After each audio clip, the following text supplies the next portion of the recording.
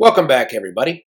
In this Swift iOS tutorial, we're going to go over how you can use a shake motion gesture to pick at random a dinner or meal option.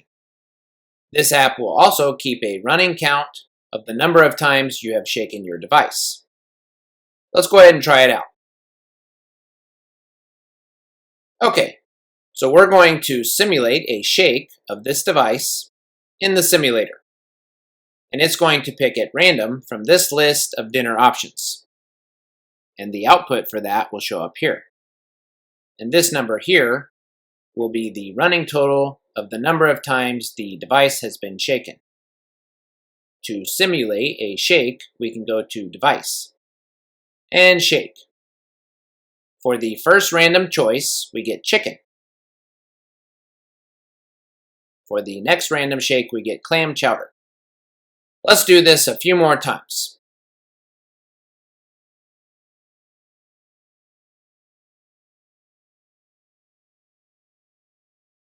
Now let's go over how we created this app. On the storyboard, we have three labels: here, here, and here.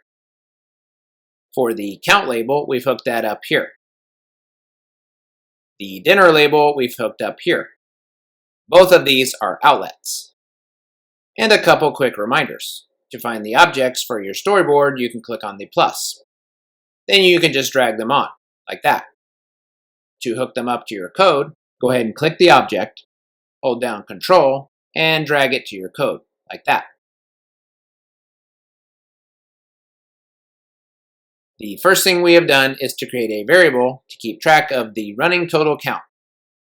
And that will be this number here. We've set that to 0. The next thing we did is we created an array of our dinner options. As we mentioned, we hooked up the count label and the dinner label to our code here. Now, to implement the motion shake gesture, we are going to use the motionEnded function. Then we're going to use an if statement. If the motionEnded event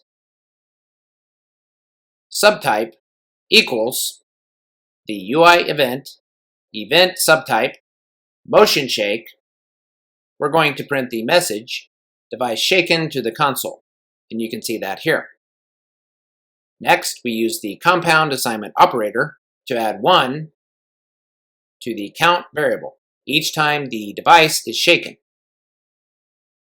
Then we're going to use the count label right here, .text, to assign the string representation of the count. So that will keep a running total count of the number of times the device is shaken, and it will show that number here. Next, we're going to use the dinnerLabel.text, and then we're going to use the dinner array here and pick an element from that array at random using the random element function.